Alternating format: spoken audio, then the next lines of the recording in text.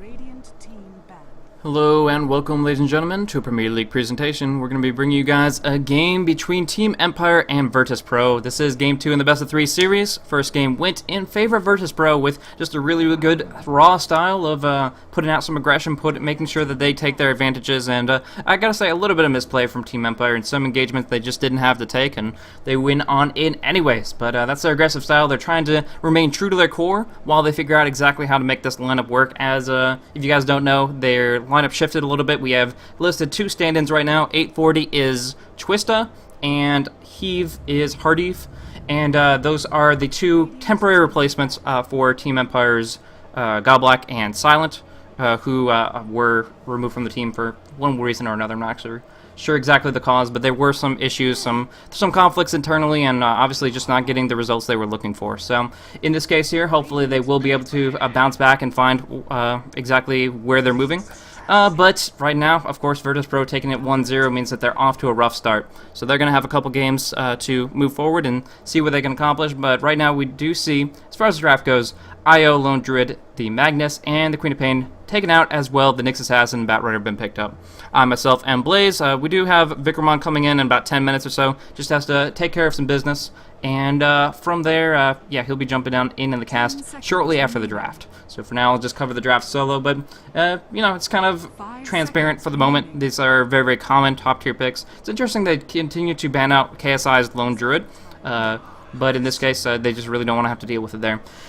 Darkseer going to be picked up alongside that Nyx Assassin. Presumably Darkseer is going to be running on that off lane, so bottom solo, along with that Nyx Assassin can run on the mid, but more often seen on that top lane. The reason I say mid is because up against a Bat Rider 1v1, Nyx actually has a lot of potential to make that matchup work, but for right now, just going for that support, and what a support he is. A lot of powerful disable, a lot of presence, and it could be a very great threat that Virtus.pro will have to deal with. Right now we do see the Gyrocopter selected up. That's just kind of great here to build lanes around. He's so darn flexible, and so he's going to be able to make things very, very well accomplished. A great thing about the Gyrocopter up against the Darkseer is he can deal with the Wall of Replica extremely well. He goes for the Flat Cannon and the Call Down, and suddenly those illusions just kiss them goodbye, because as long as you're not inside the wall, they won't be respawning, and they will just be completely nullified. So, good potential there. We also see along with that the Nature's Prophet. So, interesting style here. The Lifestealer wasn't banned out, and Bat Rider and Nature's Prophet usually get coupled with a Lifestealer instead, based on the fact that they work so well. Honestly, Virtus.pro, in my opinion, this is just my opinion, so obviously you can take that with a grain of salt or whatever, but I feel that the Gyrocopter, unless they pull out some great AoE disables coming up for their 4th and 5th picks, I kind of feel that the Gyrocopter, compared to the Lifestealer, it just wouldn't have been as good of a pick, because they have the potential to Nyx Bomb inside a globally teleporting Prophet, a Blinked Dagger initiating Bat Rider, and most importantly, they're up against a Nyx Assassin, now Keeper of the Light. Nyx is so friggin' hard to bring down if you get disabled by his Carapace. It's a long duration, goes up to 2.7 seconds, and or 2.4 seconds, sorry, messed it up with the Impale. Either way, a large duration disable that until Gyrocopter picks up a BKB, he's always going to get stunned by. The Flat Cannon will hit Nyx, and 2.4 extra seconds of a stunned hero is a carry that's that much less effective. Less opportunities to lifesteal, less opportunities to actually dish out the damage he intends to, and more opportunities for Empire to just burst him down swiftly. So, I really feel that the lifesteal would have been better, but it's a moot point now. They have selected the Gyrocopter, and we'll see how it plays out. I know that Illidan loves his Gyro, and probably will play it till the day he dies. But nevertheless, the bans coming on out, the Alchemist, the Phantom Lancer, are going to be taken out because they have their carry. They have Gyrocopter number 1. They're going to be able to select that and make sure that Empire has less and less options for presumably Blow Your Brain to pick up here. So that's going to be pretty interesting. With the fact that the Lifestealer, the Phantom Lancer, and the Alchemist have all three been banned out, Team Empire has a few less options on the table, but still, there's so many darn heroes in Dota, and they'll find something that works for them. Either way, the tri-lane right now shaping up to be presumably a Nyx Assassin and a Keeper of the Light. They don't want to, I mean, they could definitely draft another support and run the Nyx on the mid, but I just don't think that that would be their best course of action. Right now, as far as what's in the pool, the Puck is pretty good in this situation for a quick silence or the fact that he can counter-push well against Prophet. But there are so many heroes that can kind of fill that niche, and we'll see exactly what they end up going with. But a Crystal Maiden does get selected. Crystal Maiden is, and there's the puck that I was just mentioning, so that's pretty cool. Glad I predicted that. But the Crystal Maiden and the Night Stalker, those are two heroes that don't see most games. And the Crystal Maiden especially, one of her greatest weaknesses is how darn slow she is. Her movement speed is out of this world. People complain about her attack animation, but I kind of feel the 600 range makes up for that. Either way, she's going to be trying to support up the gyrocopter, trying to get hard disable lockdowns. The reason that I love Crystal Maiden in this situation is because Frostbite versus a surge target. Darkseer is like, okay, you're slowed down, doesn't matter, speed right on up. But if you get the Frostbite off, it's a long duration disable that helps them out quite a bit. It goes up to 3 seconds there, and it roots them in place and disarms them. So, potential there. We'll see what Empire drafts up for their carry, but I think that CM's a really good selection that should be seeing more play, honestly. As far as AoE, I was talking about AoE disables that set up gyrocopters action, and we do see that Crystal Nova, it's a 5-second duration slow with a 30% movement speed reduction, so it's not the best, but it should set up one rocket of call down, and from there they should be able to break apart a team fight pretty effectively. Either way, Night Stalker on the mid lane, 1 versus 1 up against that puck. Generally, the puck is going to have the upper hand, but you can't dodge a void. It's still going to connect, and in general, once Night Stalker hits nighttime, he won't care that he didn't win the lane against the puck, because he'll just try to win it up against everybody else. He'll silence out the Nyx, he'll burst people down. I kind of feel like Empire was looking to pick up a very vulnerable, squishy carry with this kind of lineup. They have the Impale, they have the Vacuum, they have even the Blinding Light and Dreamcoil. They have so many different ways to peel enemies away, so that the person can sit in the back. Obviously, Drow is in CM. I don't know if Sniper would have been viable, but I'm just saying they wanted to go for something squishy that could pull away from the fight if necessary. But the Night Stalker throws a wrench and that works. With the Batrider initiation of Blink Dagger, with the fact that Night Stalker just goes completely gung-ho on one target and just bursts him down so hardcore, silences up, he can't do anything, I really, really think that it's going to be more and more difficult for Empire to select something of that type. As far as lanes and how that's going to work out, it's hard to say. Presumably, Batrider or Nature's Prophet can go on the off lane, and then they can run the Night Stalker in the mid, and then do a 2.5 lane down in the safe. But right now we do see Illidan picking up the Night Stalker, which kind of shows that they're going to go for that supportive gyrocopter. I was kind of complaining about the supportive, a carry gyrocopter pick compared to that of a Lifestealer. And they share the same sentiment. The reason that they selected the gyrocopter instead is because he, like I said, he's so flexible with his lanes. So in this case, moving him instead for a support gyrocopter picked up by NS, and from there they're actually going to run the Night Stalker in a carry mindset. I personally don't like an Illidan a Night Stalker in a tri-lane, so maybe they'll run him solo and actually make large amounts of impact with that hero. But Tama, while picking up that bat, it actually seems like it's going to be a interesting little lane situation. Yeah, supportive gyrocopter coming on out. That's going to be, of course, laning with Smile and presumably Illidan. And then we'll see KSI going in towards that jungle with so many clarities intact. I really think there's going to be a little weird lanes. For right now, though, going on in. Picking up Boots of Speed this early on. I was talking about Crystal Maiden's movement speed. It's a big, big detriment, but they're like, screw it. We'll just pick up the boots and get rolling anyways. And that can be pretty interesting. So Smile is actually going to be able to close the distance pretty well. Maybe go for a First Blood here with a good Frostbite or a Nova to set it up. They have a great level 1 teamfight comparatively. Didn't get much chance to talk about the Luna, but she has great potential to push towers with the Lunar Blessing or just do some long-range nukes. But it's hard to say exactly how it'll pan out. We actually see Vision connecting. They see NS, they're all going to fall back from here, and these three will be safe under tower. As far as their tri-lane, it's not a classic necessarily, but it's a very, very solid one. They have Hardeeve on the Keeper Light, the Nyx Assassin picked up by Twista, and then Blow Your Brain on Luna. So in this situation here, they have great potential to Illusion Beam into Impale with the Illuminate charging away, and I think it'll be hard to survive on that offlane.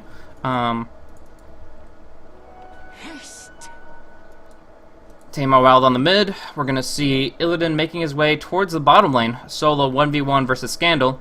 And then we do actually see a dual roam of Crystal Maiden and Gyrocopter, something I guess they kind of had up their sleeve. And they're going to put pressure out on Vigos this way. He probably will go for Orb early on, so he should be able to jaunt out of it, but, you know, there's still going to be weaknesses, and if he doesn't have the right reaction, it could easily be dropping him down. Here we go. We see coming on in. Smile's going to be able to use the Frostbite in this position here, locking him in place. They burst him with a barrage, and they get the first blood. Stacking up 4 napalm. They had no idea they'd be coming in so quickly for that kind of a gank, and no reaction at all from Vigos. Actually had the phase shift skilled up to dodge out auto attacks, and when you do that, there's really no spells that you can actually cast to get out of that situation. So good movement from Virtus.pro, and waiting until the timing where Vigos would go for that kind of, not saying signature, but rather common level 1 phase shift. Either way, early advantage to Tame My Wild. He'll salve on up, and the bottle is already en route. So in a great position in this mid lane, and might just be as effective in shutting down the mid. Ward's coming on out, going to be able to provide quite a bit of vision to the Team Virtus.pro. Scandal's going to have a harder and harder time without Surge available to get out of a bad position. But even if Rank 1 Surge comes out, it's only a 3-second duration. Again, Smile's route is a long duration itself. And I really think that a good positioned, well-positioned Crystal Maiden can shut down a Darkseer just as easily. Surge won't be as impactful.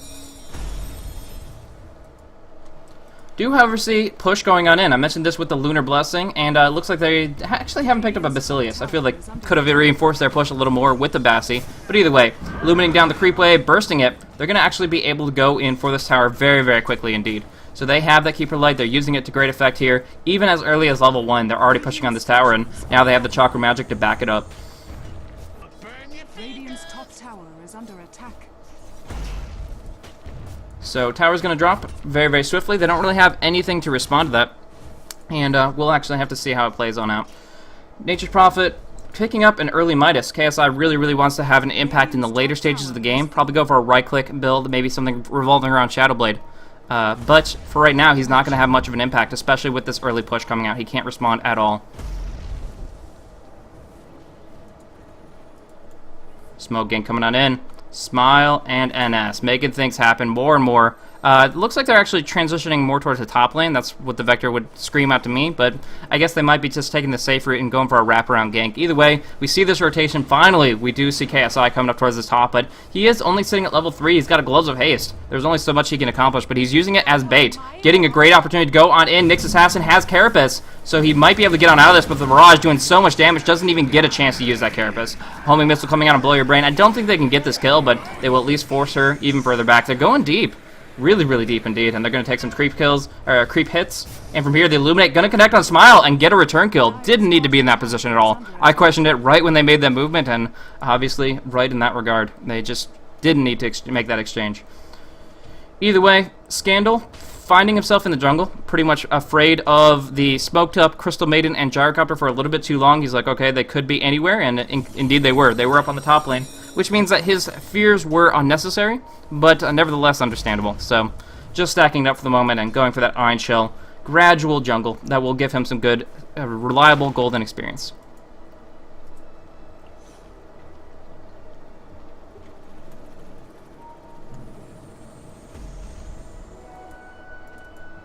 Ardiv only level 2 is actually going to come face to face with Smile, so they could have actually probably put out some aggression. A easy combination of Frostbite and, of course, that of Crystal Nova would have set things up. They're actually going to go in on Scandal here, trying to burst him down, but the Surge comes out instead. They're just going to try to snipe off some creeps, and they're going to actually succeed in doing so, picking up the big Troll Warlord, as well as that, looking for that Satyr Tormentor. But here is Vigos.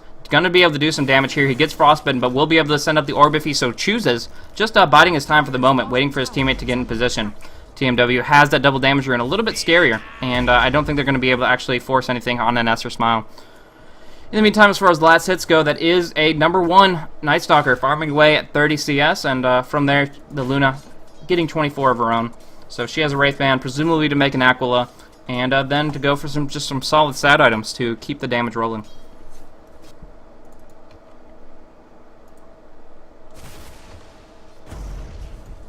Blink Dagger timing for the 2 mid heroes will be very instrumental and a very big impact on how the match plays out. But for right now, Team W is very far off. Still about 1,300 gold away, and so it will take some time before he can actually pick that up. But I gotta say, it's not too far behind. I mean, he's only been denied once from Vigos, and I think he has pretty good control since he was able to participate in that first blood, even if he didn't get it himself.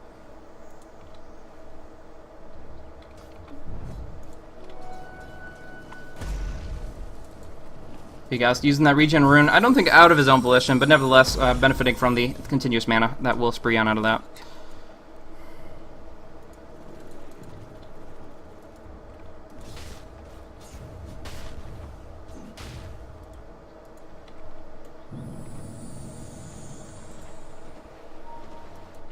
So lanes are shaping up a little bit interesting here. We do see the supports kind of sticking it to top lane, trying to make sure that Blow Your Brain gets his continuous farm, but still, he's as far behind as that Batrider, as that Night Stalker. He's not anywhere near that directly, so it's more and more difficult for him to actually stay on target there. We do see bottling up Tame Wild with a haste rune, and although it is nighttime, so Firefly isn't as effective, it's still a hasted Batrider, and it's still a very big force to be reckoned with. Easily the best rune for him to be able to pick up. I mean, technically, Invis can set up things that haste can't, but nevertheless, haste just does so much for a Batrider specifically that I think is going to be a very scary thing. Do see Courier bringing out a TP scroll. Vigas wants to put pressure on other lanes. He has that Dream Coil and just is begging somebody to dive. Says, come on, jump onto the tower. I'm going to Dream Coil you in, and they can lock people in place for a very successful team fight.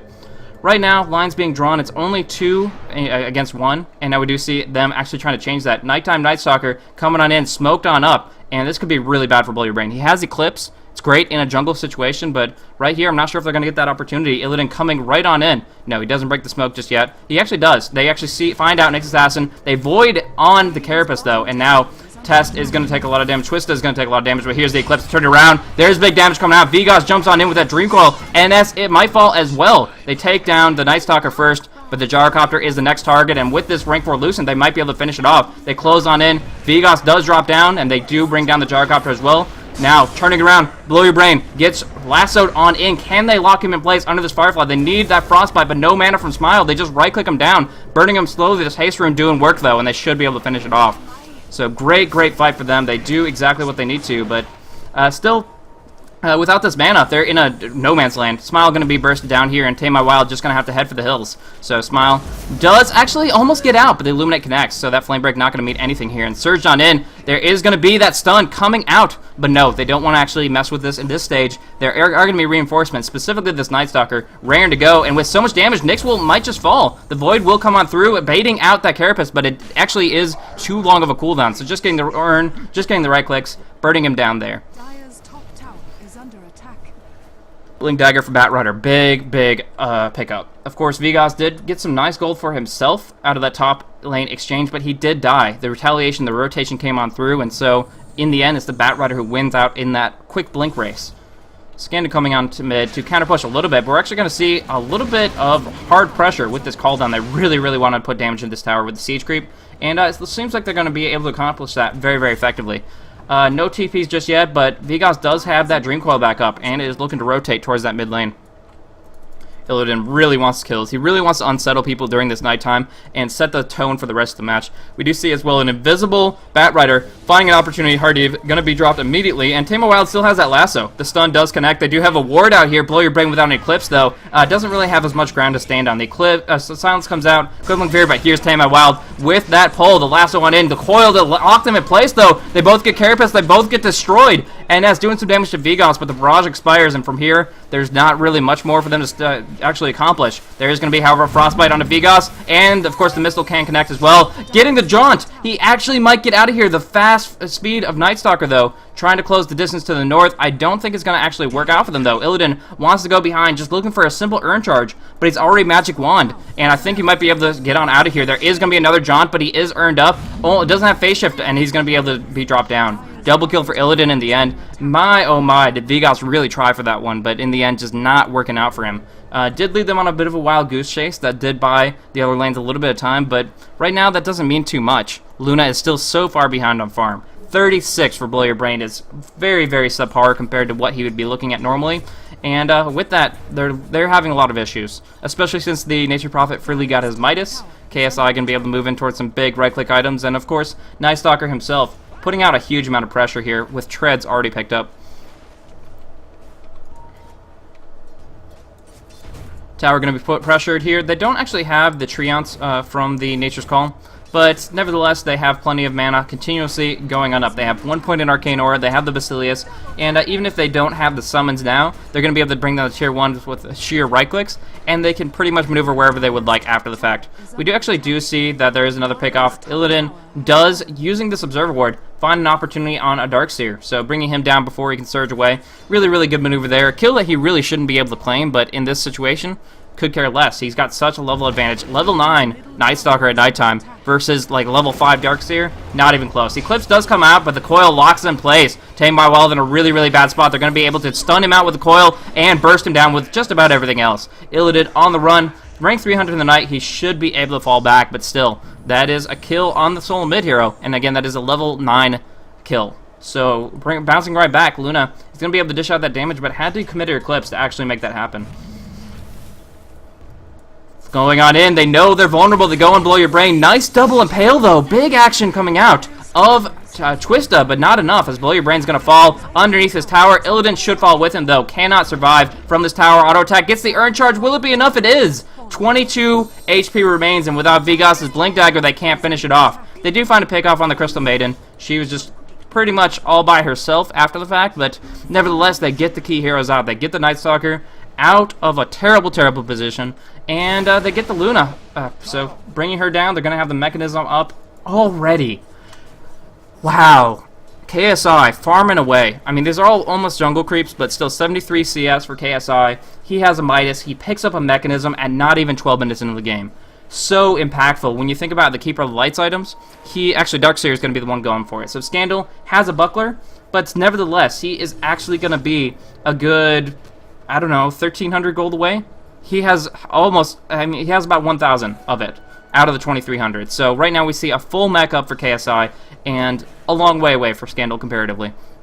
So this could make it so they can team fight even during the daytime, which is something that is generally not true for a Night Stalker lineup. Either way, bursting behind the tree line, going in on top of Scandal, going to be able to bring him down very, very quickly, but the Wrath of Nature not doing enough damage. He's going to have to fall back, and with this Vendetta strike, they can actually go on in, but TMW going with the pickoff onto Vigos doesn't get anything off here, and now Visible is the next assassin. They can turn it around onto him. Nice Carapace, but it's not going to be enough as the burst comes on through. Finishing it off, they're looking for one more. They get the Void, they get the Urn, and they're going to bring down Hardeve as well. This is so painful. Daybreak finally strikes, but it seems to be almost too late.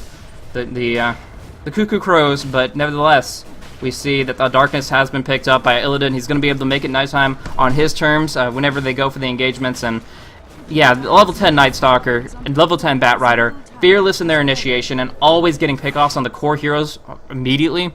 It really, really makes it so that it looks extremely bleak for Empire.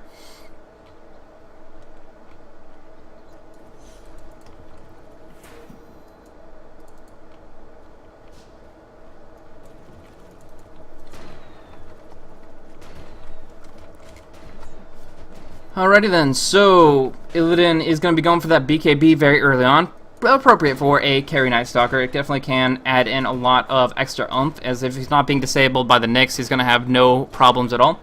But we actually see them farming a little bit aggressive right here. Smile and NS have been kind of buddy-buddy throughout the entire game, but now they are being flanked on up, and Nyx Assassin has a few seconds left on that Vendetta, trying to expend it, but knows that he doesn't want to go in too deep. As far as detection goes, right now they do not have anything up, but it's not going to be the biggest impact. A rank 1 Vendetta on a level 6 Nyx Assassin, it's not the scariest thing, and it will be a little bit of extra burst that they're not always going to be prepared for, but I don't know if it's going to be enough to really, really change things 100%. If they can get a pick and kind of go for a... Really? Radiant's middle tower is So CM has a Vanguard. I'm sorry, I kind of broke my train of thought. You don't see Vanguards in competitive very often, but when you can pick it up in 14 minutes... you're going to be finding a great time with it. People talk about the fact that Stout Shield, it's not as good for range supports, so on and so forth, but that's only a 250 gold component of it. So picking up, they still have the Vitality Booster in full, they have the Ring of Health in full, plenty of HP regen. Pretty much CM's always going to be topped off between the Vanguard and the Tranquil Boots, and just has a little bit of extra mobility with Tranks and a little bit of extra survivability to try to take in one more clips or something along those lines. Either way, we do see KSI coming on in to put in a ton of extra damage to this tower. The Nature's Call is up and available in just a moment. Illuminate comes on through, and now they're going to be able to bring down this tier 2 in full. So, taking this down, I'm not sure about this call down. I guess just to dissuade them from jumping on in.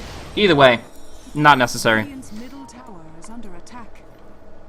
So their game plan right now, Empire, to try to get back in the game, really, really needs to make something happen with Vigos specifically. He's been starting off with oh, wow, that Sprout. Nevertheless, good attempt to vacuum it on through, but they actually go in, they have the haste room, but they only get KSI. Big, big loss, unfortunately. He thought he'd get all three, but the high ground vision was lacking, so there we go. Blink Dagger and Force Staff now on the Bat Rider, and it looks just so difficult for for Empire. I mean, they're going in. The Crystal Maiden, that should be like dying first in a fight, or at least just being dropped down really quickly without a second thought, has 970 HP and a magic wand, is able to survive very effectively, and their ward coverage isn't suffering, well, wasn't suffering a little bit. They have since started losing a little bit of that control, but, you know, it's not the biggest impact. It's not going to be too much of a loss when you consider how much of an advantage they have, which is now sitting at 15k in gold and almost 12k in experience. So we'll have to see. Vikramon should be coming in a few minutes. Keeps contact with me. He is in the middle of the meeting, but should be coming on through in just a little bit. Hopefully not before the game itself is over, because right now it's just such a big lead for Virtus.pro. Blow looking for 2 items at the same time, Helm the Dominator and BKB. Not sure which one he'll finish, but he desperately needs both. Needs to be able to actually keep it going with the fights, and he's actually going to be able to farm with these Ancients, so he will be able to pick up one of those 2 pretty quickly. But needs to be able to sustain in the fights with some raw right-click damage, but also could really benefit from not getting hard disabled by the Crystal Maiden, by even the Gyrocopter Missile has kind of been a thorn on their side. Interesting usage of skills here. Gyrocopter hasn't even opted for 1 point in Flacken until just now. I feel that at least 1 point's a little more appropriate than an extra point in homing, but either way, we see it was a 4-4-0 Gyrocopter committing a 2.8 second stun with that homing missile, and if it's not destroyed, I gotta say it's extremely effective. Illidan in a bad spot, but pops off the darkness, which allows him to be in any position he wants to be. Going on top of Hardy, but actually gets hit by the Eclipse. Pop off his BKB, Eclipse completely whiffing it. Now there is going to be a lot of damage coming out. Vigas gets a great initiation off, but they don't really have any follow-up. Right here, they're going to be able to burst down the Nyx Assassin immediately and going in for more. Tame My Wildest, forcing it onto Puck. They get the lasso onto Vigas, and he will be yet another kill to claim. Going up top, we do see Hardy is going to be the next target and burned down very quickly. No chance to juke at all. Trying to finish it off. They're trying to napalm her and slow her down. The flame break means that Blow Your Brain can't possibly get on out. 100% dead, especially with that indecision. Going and trying to hit that big wide angle turn rate with the 70% slow from napalm. No chance at all, and that seals another kill. 18-7. It feels like Virtus.pro right now are putting on a clinic as they're about to take the tier 2 as well. The last outer tier tower for Empire. Yes, it's daytime, but not for much longer. This 95-second time period is literally the only time frame they'll get any reprieve from this Night Stalker.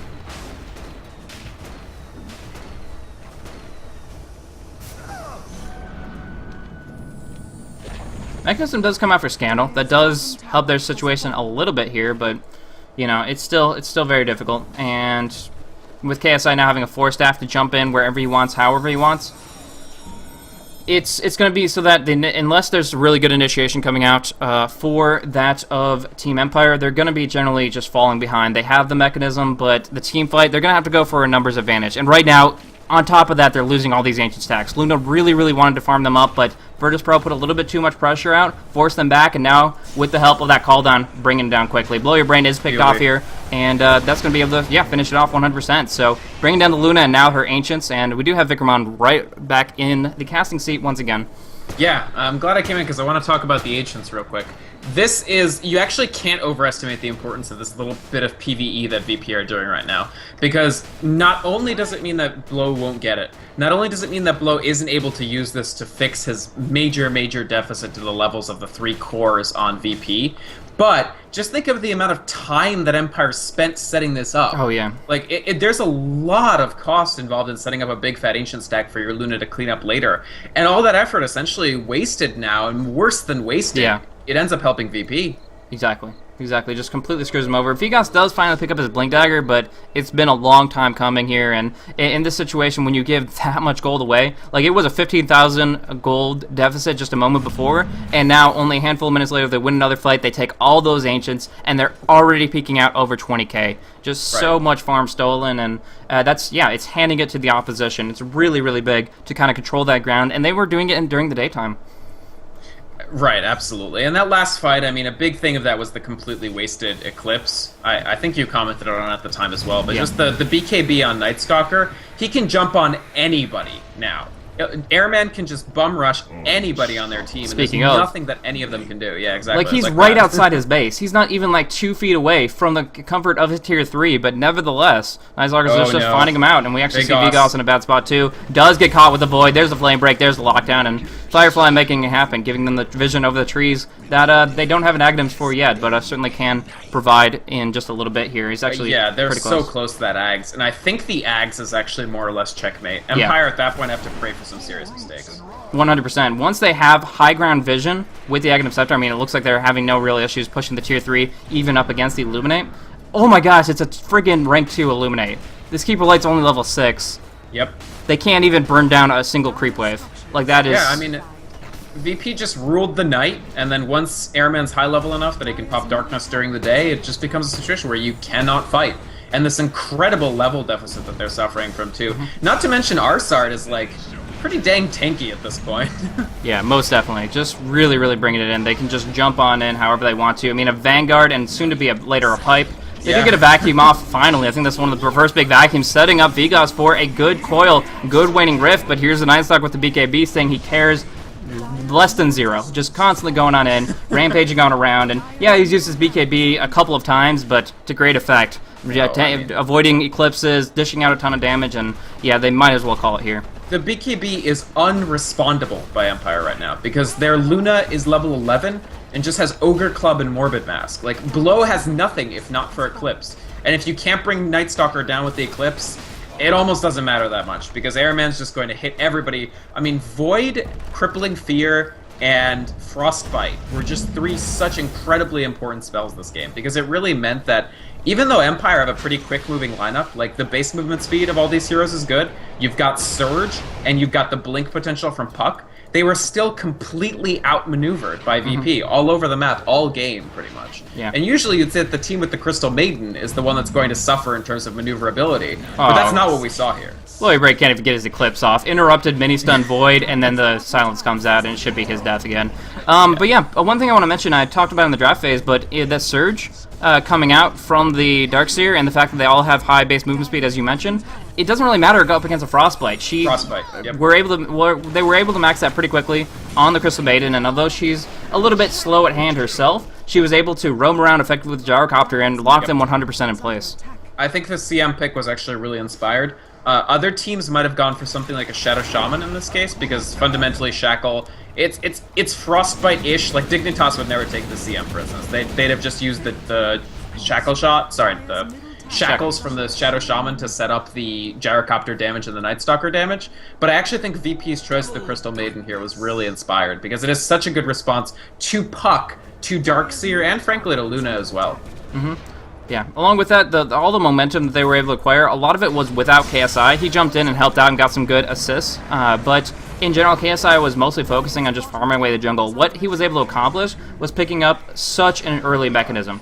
I mean, that was like the fastest mechanism I've seen, along with the Midas, of course. So yeah. KSI was able to just farm that up like crazy. He has a 560 GPM, and he's been able to get great utility items, which just reinforce them to play as ballsy as they want. Like, I guess Gyrocopter does pay for it here, but like the Nightstalker jumping on in with a BKB active during the nighttime, and you have a mechanism at your back, there's nothing to fear in any way, shape, or form. They have absolutely no answer for it, and over and over and over again, Empire just lost so much out of that. Right.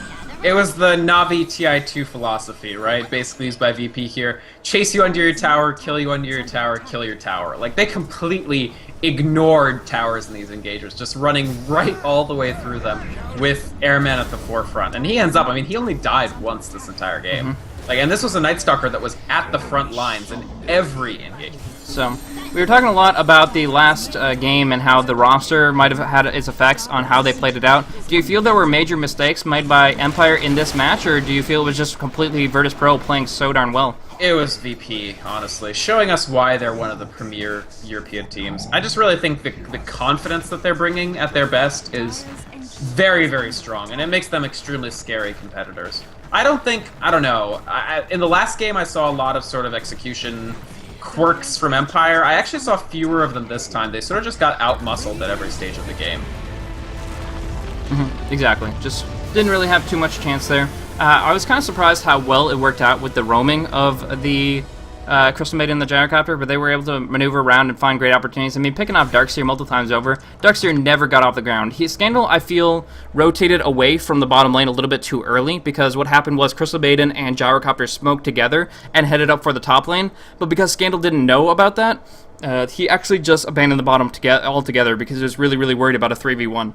So it's understandable that he made that movement, but it actually really, really cost him because of the fact that he made that rotation, went into the jungle. He got a stack off, killed a couple of easy camps, and then immediately they were pressuring him once more on the other half of the map. So everywhere Scandal went, he couldn't find his dedicated farm. He was at like level 5 against level 8s and 9s, and then now he only ends the game 25 minutes in at a level 10 Darkseer. It's not really making the impact it needs to, and of course, picking up the Luna and her getting ganked up 6 times over, it's going to happen like that. I mean, I think it's too early to say anything convincing about New Empire. They just got started. They aren't that familiar with this lineup yet. They don't have the coordination yet. But it could change. I mean, this wasn't like your first lineup, your first time playing at the professional level with your new lineup and you get VP. Like, it's a tough situation to be in. It's not like you got some like tier 4 team that you can just sort of wipe and be like, hey, our new lineup works. Yeah. It's a tough situation for Empire, and the timing isn't great either because, of course, they've got one more game this season, and to actually make it through to the playoffs, I think they have to win it. Yeah, it's kind of convoluted. I think there's going to be definitely some tiebreaker type things if Empire is in a contest of it, but we'll have to see exactly how it plays on out. There is probably, if it's a 3-way tie, it gets a lot more confusing, and we'll have to actually like break it down as far as which team is over which one. But in the end, it's going to probably have like a little mini 3-man group stage or something like that. Along those lines, we'll see how it plays out. But what we're going to do next is we have a little feature we have called Ask the Pros. One issue we've had is the Russian teams in general, as far as communication and as far as timing. It's much more difficult to get them on the line, so I'll do my best. I'm not going to make promises, but what we're going to try to do is on twitch.tv/the Premier League, in just a few minutes, try to get one of the members of Virtus Pro to answer a few questions for us and check it out. We have had NS before. We'll see if we can get him or somebody else again, but yeah, that's what we'll do our best to accomplish that. Either way, really, really convincing win from Virtus Pro, and yeah, they are definitely in direct contest for playoff type brackets at this stage, so we'll see how the next 2 games shape themselves up. But yeah, that was awesome. Do you have any other thoughts about the game? No thoughts about that. I mean, VP needed that win too, let's keep in mind. The only way that they're even in contention for the playoffs is if they had won that. So that ends their regular season unless we see tiebreakers. No, I thought it was a good game. Good series. Game 1 was a little more interesting to me just because VP really rolled the second game, but still, good games overall. Sure enough. All right, well, thank you guys so much for tuning in. If you guys want to check us out, I'm on Twitter. That's twitter.com/blazecasting, or you can check out other extensions of Blazecasting. And Vikrmond is pretty much, he has his own website, he has Twitter, he has Twitch, he has all this good stuff, and that's VYKROMOND. Yep. And tomorrow, if you guys aren't doing anything, there will be a different tournament that I'm casting is also having its losers semifinals. So you can check that out too. That's twitch.tv/NETOLICTV. And then, of course, Thursday, we're back here, I think, right, Blaze? Yep, exactly. So that's going to be where we're at, and I'll show you guys the upcoming schedule and talk about that a little bit on the website in a little bit. But yeah, Ask the Pros is going to be coming up, presumably, with one of the members of Virtus Pro in just a little bit. And thank you guys so much for tuning in. Hope you guys enjoyed. But in the end, 2-0 in favor of Virtus Pro. They take this match away. Yep, peace.